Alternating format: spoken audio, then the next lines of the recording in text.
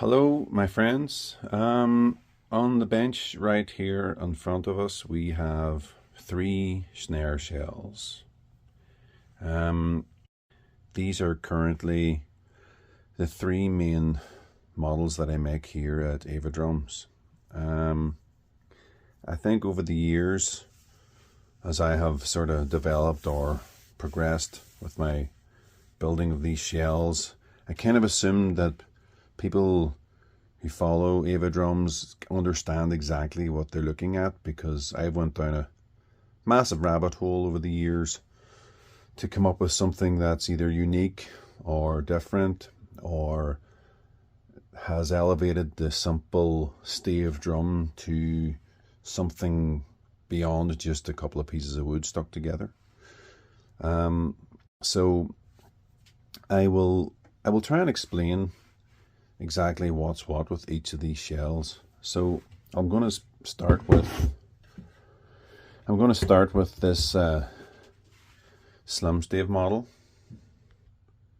Okay, so the thought process behind this one is to build a really thin shell and have these really thick re-rings that are the structure of the shell, that keep its shape.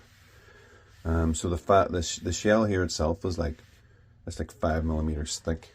This is actually leopard wood, a very beautiful piece, as you can see. The re-rings are made from maple. I actually construct these with the grain and the glue joints going at 45 degrees to the shell. So this gives the whole structure a cross-laminated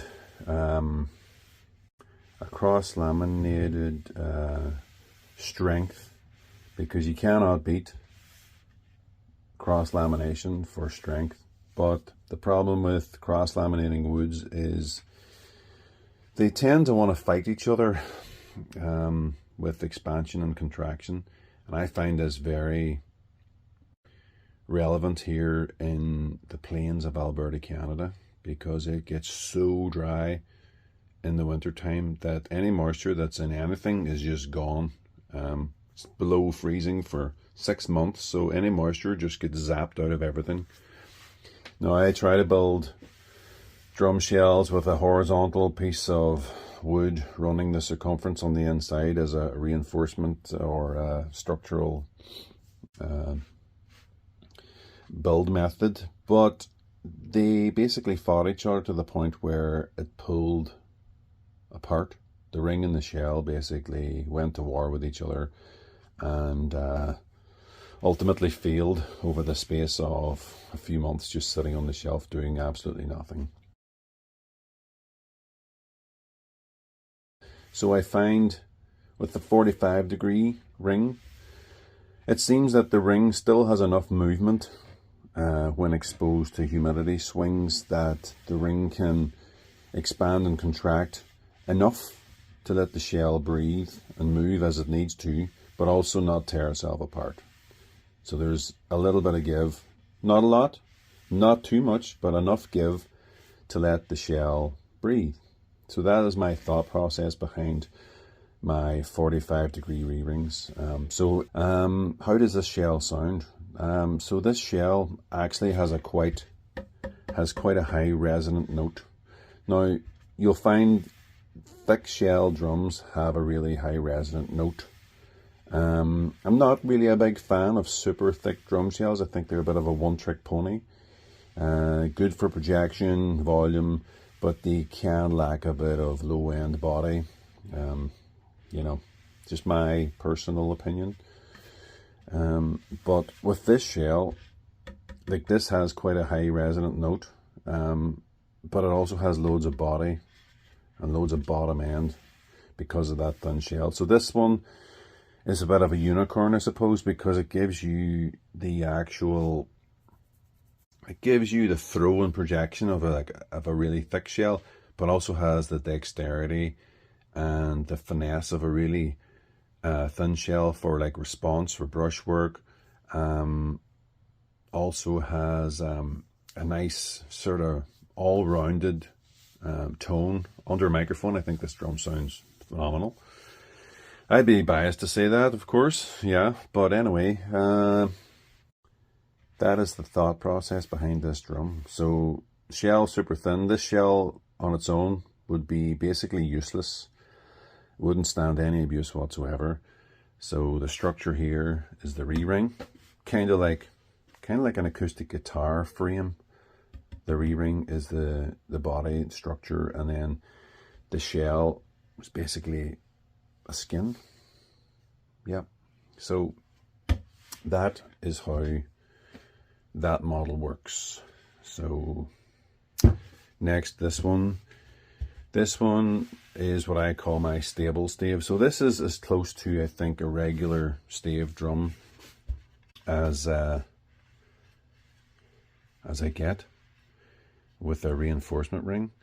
I tend to stay away from regular straight up stave drums these days because there are so many other drum builders out there all over the world who are just, they're building stave drums, and I kind of want to just stay away from the simple stave drum builds. There's plenty of other guys who can do that, and I think I would like to offer something not better, not saying better, but just something different, something that I find that scratches my OCD itch. This one is actually walnut, and here we've got 2 staves of Ovankal.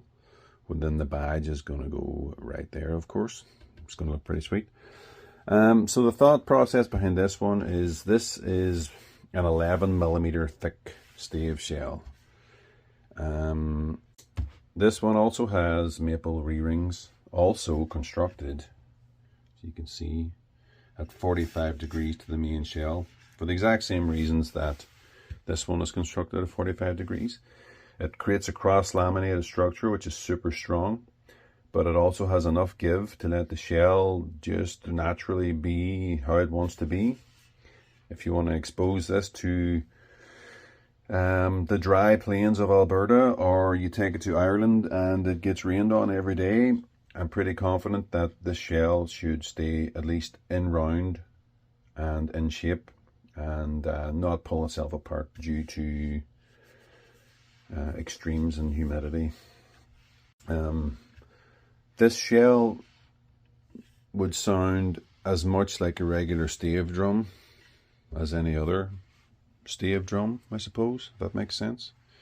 This one's still quite popular because I think people are kind of scared of this one because that's not like anything that they've ever seen or heard before, so peeps will just go with this one. So that's my I think it's pretty much my most popular to date. Then we have this guy right here. This is a Peruvian walnut shell that I'm currently building for that kit that's right there. It's toms, bass drum. So this is the SUPER-STAVE model. Now, this one is actually constructed with aircraft plywood glued into the middle of the stave. I'm sure you can see that there.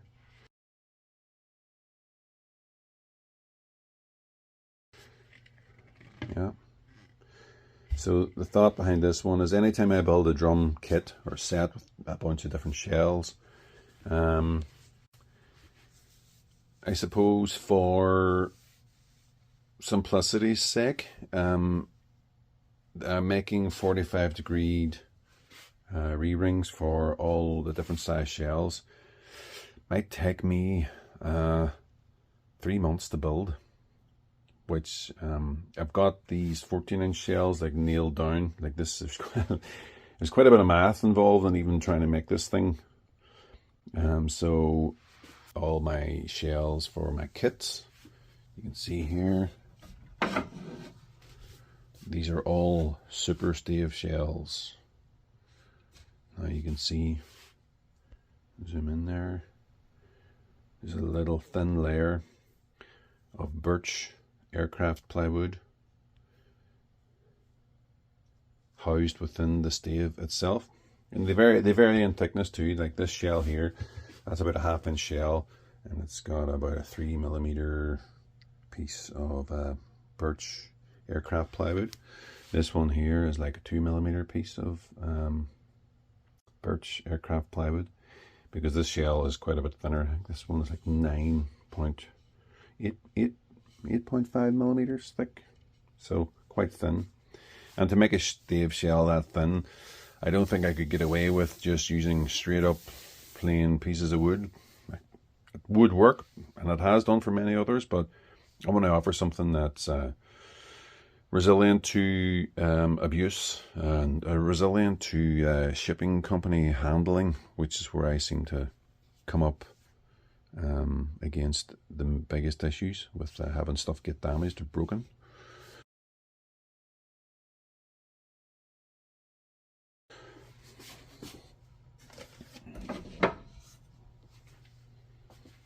Yeah, so there you go.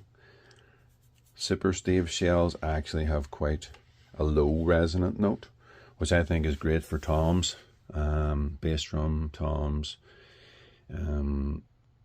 It's a nice construction method.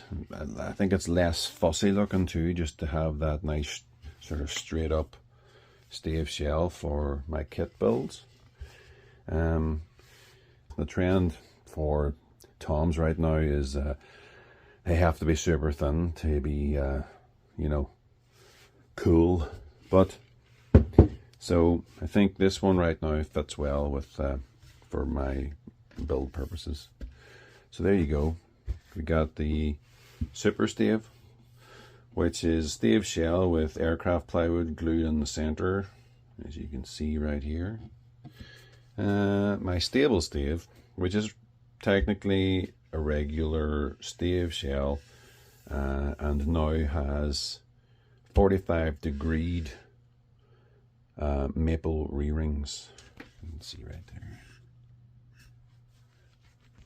And the SLIM-STAVE, which is a 5mm thick shell with approximately 1 inch thick maple reinforcement rings that are also constructed at 45 degrees. Bearing edges on all these are all 3/16 to 30-degree inners. Same on this one. 3/16 outer, 30-degree inner. Same on this one too. So hopefully that kind of helps explain the rabbit hole that I go down. Or not, I don't know. Maybe y'all think I'm just nuts, but I enjoy it, and that's actually the main thing, really. So until next time, see you later.